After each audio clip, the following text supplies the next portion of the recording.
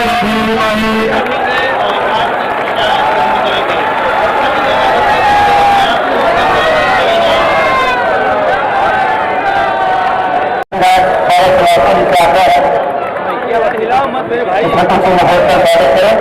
क्रम में लोकसभा प्रभारी परम आदरणीय सतीश मोदी जी से आग्रह है।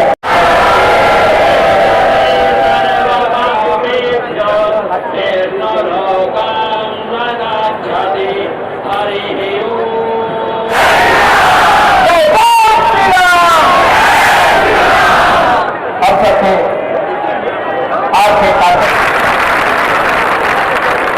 यह कर्तव्य भरी आज काफी में कोई नया काम हो रही है। हम सबके बीच सुबह उठते ही समाचार पत्रों में नया भ्रष्टाचार और घोटाले की खबर आती थी। सायकाल होते ही आतंकवादी घटना की वारदात की समाचार आते थे। आज वही भारत आप देख रहे होंगे, उसी भारत में आतंकवाद और नक्सलवाद समाप्त हुआ है। और अब तो कहीं पर हम आतिशबाजी करें और थोड़ा जोर से पटाखा फट जाए तो पाकिस्तान सफाई देने के लिए मजबूर होता है, कहता साहब मेरा हाथ नहीं है। जब एक मजबूत सरकार होती है तो देश के दुश्मन ऐसे दब करके सफाई देने के लिए मजबूर होते हैं। अन्यथा कांग्रेस नेतृत्व की सरकार के समय जब विस्फोट होते थे, आतंकी विस्फोट होते थे, और काशी से वंचित नहीं था। काशी में तो संकट मोचन मंदिर पर भी हमला हुआ था, काशी की कचहरी पर हमला हुआ था, अयोध्या में राम जन्मभूमि पर आतंकी हमला हुआ था, अयोध्या की कचहरी पर भी हमला हुआ था, और लखनऊ की कचहरियों पर भी हमला हुआ था। देश के अंदर चाहे दिल्ली हो या मुंबई, अहमदाबाद हो या देश के अंदर अलग अलग भागों में जो आतंकी विस्फोट होते थे, जब हम इस मुद्दे को तत्कालीन सरकार के सामने रखते थे, सरकारें कहती थी ये तो सीमा पार के आतंकवादी है। बहन और भाइयों, आज सीमा पार के आतंकी समाप्त।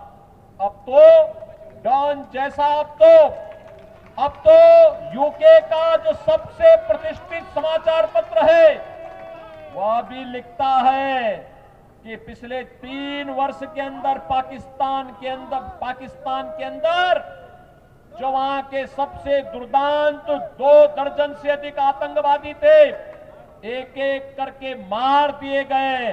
और इसके पीछे उसने आशंका व्यक्त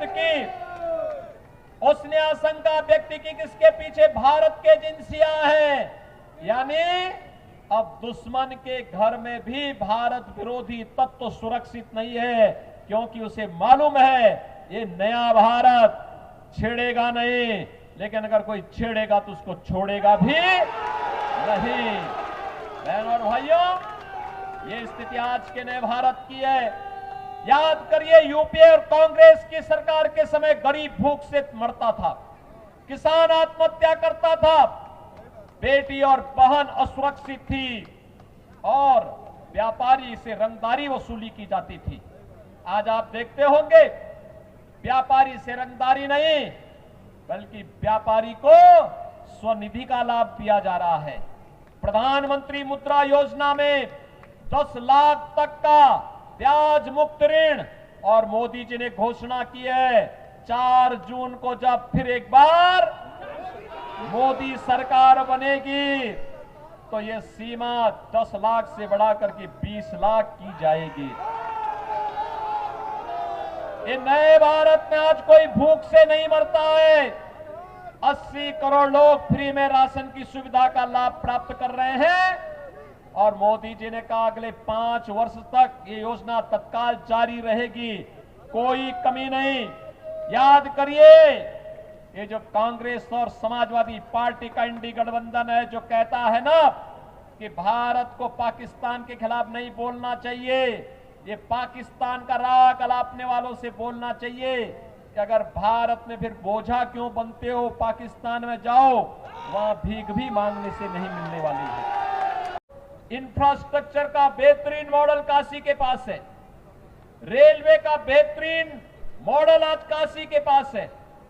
अब मीटर गेज पर छुक छुक की स्पीड से चलने वाली ट्रेन नहीं है, अब तो नए भारत की नई ट्रेन वंदे भारत, अमृत भारत और नवो भारत के रूप में दुनिया की सबसे बेहतरीन ट्रेन आज काशी से देश के विभिन्न कोनों को चल रही है। आज काशी के पास एयरपोर्ट है, इंटरनेशनल एयरपोर्ट से सारी सुविधाएं देश और दुनिया को जोड़ने का एक माध्यम काशी के पास है। और जब मोदी जी ने कहा था कि मां गंगा हमारी आस्था की प्रतीक तो है ही, लेकिन वाटर ट्रांसपोर्ट का एक बेहतरीन माध्यम हम गंगा को भी करेंगे, जिससे गंगा की अविरलता निर्मलता को बनाने में मदद मिलेगी और यहां के नाविकों के साथ साथ यहां के लोगों के व्यापार को आगे बढ़ाने के लिए हम इसका बेहतर जल ट्रांसपोर्ट का उपयोग करेंगे। लोग हंसते थे, लेकिन बहनों और भाइयों आज ये साकार हुआ है। मल्टी मॉडल टर्मिनल हब के रूप में काशी का विकसित होना, यहां पर तमाम प्रकार की सुविधाओं को आगे बढ़ाना।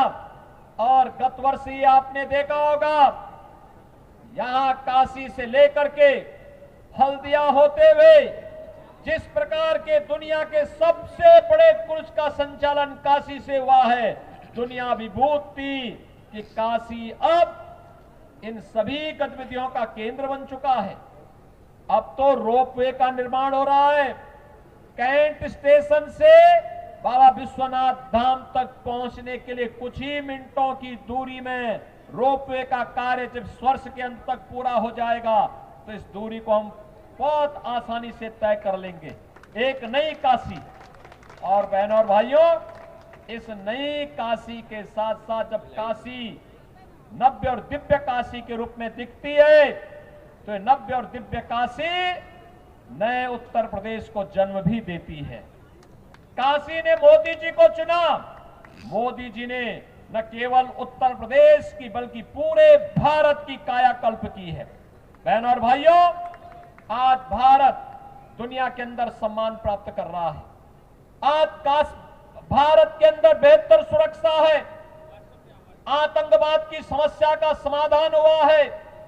आज भारत ने दुनिया को वह मॉडल दिया है कि कैसे अपने नागरिकों की सुरक्षा की जा सकती है। आज भारत उसका मॉडल बना है। एक छोटी सी झलक मैं आपको देना चाहता हूं। बहनों और भाइयों, ये राम मंदिर के सनातन विरोधी रहे हैं। याद करिए, अयोध्या में राम मंदिर में जब रामलला का प्रकटीकरण 1949 में हुआ था, तब कांग्रेस की प्रदेश और केंद्र में सरकार थी, वहां पे ताला लटकाने का काम इन्होंने किया था। तब ताला लटकाने का काम इन्होंने किया था। जब 1986 में माननीय न्यायालय ने ताला खोलने का आदेश दिया था, तब भगवान राम को इन्होंने टाट में पहुंचाने का काम किया था। सुप्रीम कोर्ट में इन्होंने कहा था, राम तो हुए ही नहीं, कृष्ण हुए ही नहीं, हमारे आराध्य देवों के अस्तित्व पर जो परम पिता परमेश्वर हैं, उनके अस्तित्व पर ये संकट खड़ा करते थे। कहते थे हुए ही नहीं, जैसे कि ये कांग्रेसी ही पैदा हुए थे, इनसे पहले सृष्टि नहीं थी, इनके बाद भी सृष्टि नहीं होनी है। बहनों और भाइयों, इतनी बड़ी गाली देते थे ये लोग। ये आतंकवादियों का समर्थन करते हैं, नक्सलवादियों का समर्थन करते हैं, भारत को कोसते हैं। भारत में आपदा आती है, इनका कहीं अता पता नहीं होता है। और दूसरी तरफ मोदी जी है, याद करिए,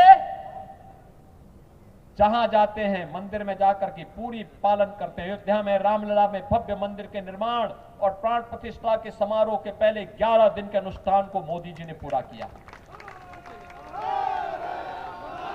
काशी में मां गंगा के लिए या काशी विश्वनाथ धाम के लिए या काशी के घाटों के लिए या काशी के देवालयों के लिए यहां के नवनिर्माण और सुंदरीकरण के लिए कार्य का हो, ये मोदी जी ने करके दिखाया। बहनों और भाइयों, इंडी गठबंधन क्या कहता है? कहता है सत्ता में आएंगे तो पहले ये लोग अनुसूचित जाति और पिछड़ी जाति के आरक्षण को बंदरबाट करने का काम करने वाले हैं। कांग्रेस की सरकारें कर्नाटक में हो या इससे पहले आंध्र प्रदेश में, इन्होंने ओबीसी के आरक्षण को मुसलमानों को बांट दिया था। अभी कोलकाता हाई कोर्ट के निर्णय को आपने देखा होगा। कोलकाता हाई कोर्ट ने कांग्रेस के इंडी गठबंधन के एक महत्वपूर्ण घटक टीएमसी के 2010 के उस फैसले को पलटा है जिसमें उसने 118 मुस्लिम जातियों को ओबीसी का आरक्षण बांट दिया था। कोर्ट ने कहा कि नहीं, ये असंवैधानिक है और मोदी जी ने भी घोषणा की है कि जब तक मोदी है तब तक एससी, एसटी और ओबीसी के आरक्षण पर कोई डकैती नहीं डाल पाएगा। हम कांग्रेस और समाजवादी पार्टी को उस डकैती डालने की छूट नहीं देंगे। बहनों और भाइयों, बाबा साहब भीमराव अंबेडकर को सही मायने में किसी ने सम्मान दिया है, ये मोदी जी ने दिया है। आप याद करिए,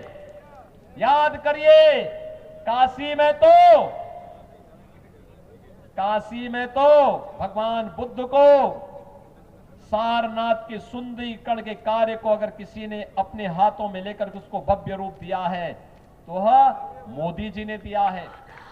संत कबीर नगर के लहरतारा को एक स्वरूप, भव्य स्वरूप देने का काम किया है, ये मोदी जी ने किया है। और संत रविदास जी के शीर गोवर्धन को भी जो भव्य और दिव्य रूप दिया गया है, यह भी मोदी जी के कारण हो पाया है।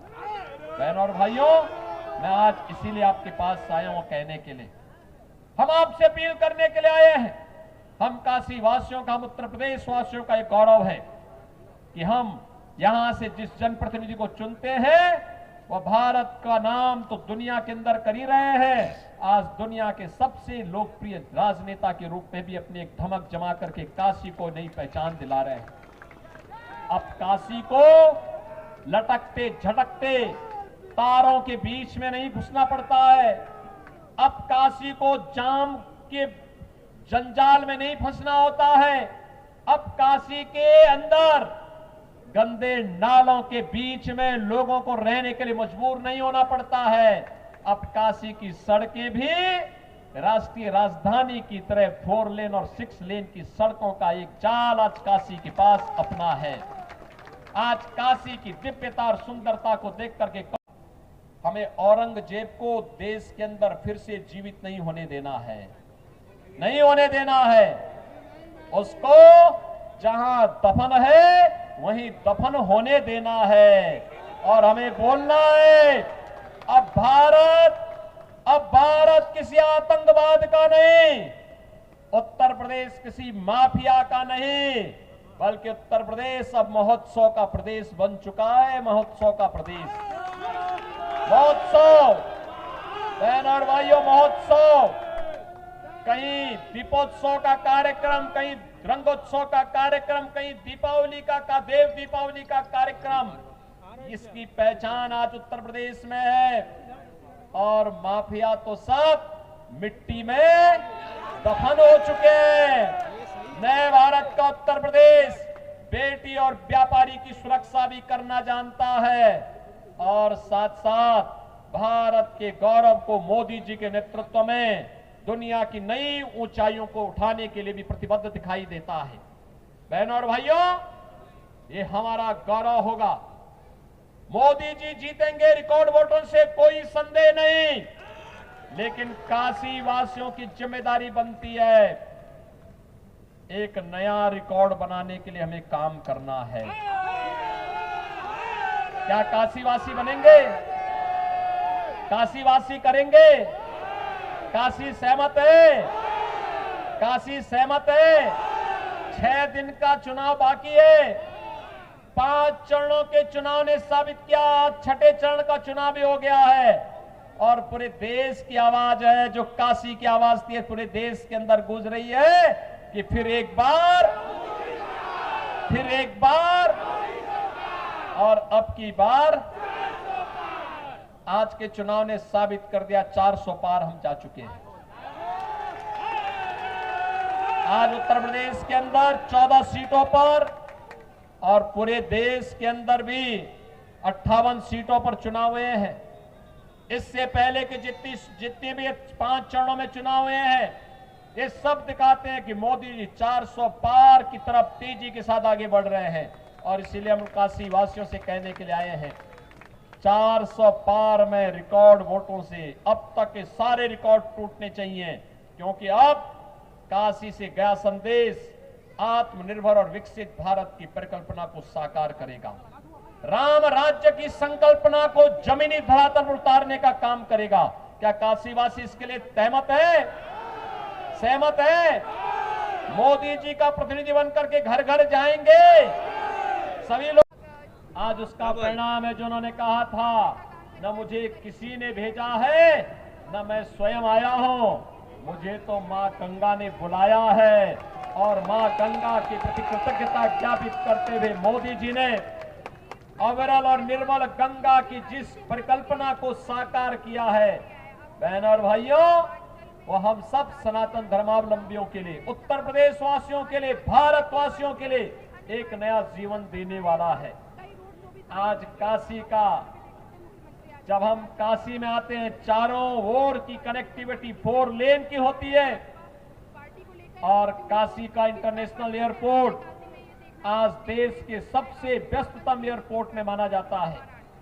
काशी के अंदर की बेहतर कनेक्टिविटी और काशी के अंदर देश का सबसे बड़ा रोपवे का निर्माण होना, काशी के मंदिरों की कायाकल्प और बाबा विश्वनाथ जैसे कि इंतजार कर ही रहे थे अपने परम भक्त मोदी जी का, कि जब मोदी जी आएंगे काशी विश्वनाथ धाम अपने भव्य और दिव्य रूप में आएगा, देखने को मिलेगा।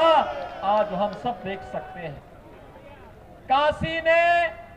काशी ने मोदी जी के नेतृत्व में रिकॉर्ड तोड़ा है।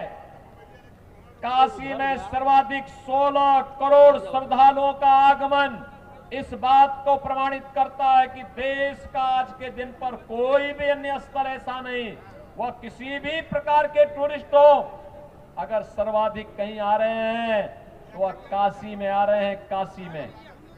काशी यह हमारे उत्तर प्रदेश की, यह हमारे देश की क्या स्थिति थी। अत्यंत ही निराशा का माहौल था और उस दौरान 14 में आपने आदरणीय प्रधानमंत्री श्री नरेंद्र मोदी जी को आशीर्वाद दिया, देश के प्रधानमंत्री बने और 17 में आपने पुनः भाजपा को आशीर्वाद दिया और योगी आदित्यनाथ जी प्रदेश के मुख्यमंत्री बने। और उसके बाद ये डबल इंजन की जो सरकार बनी, इसने काशी, उत्तर प्रदेश और देश का जो कायाकल्प किया है, यह किसी से छुपा नहीं है। यह दोहरा कर मैं यहाँ समय नहीं लूंगा, आप काफी देर से बैठे हैं। तो मैं काशी और उत्तर प्रदेश का कायाकल्प करने के लिए आदरणीय प्रधानमंत्री जी और आदरणीय मुख्यमंत्री श्री योगी आदित्यनाथ जी महाराज का हृदय से अभिनंदन, वंदन, नमन करता हूं और इस सभा में आप सभी की तरफ से उनका स्वागत करता हूं।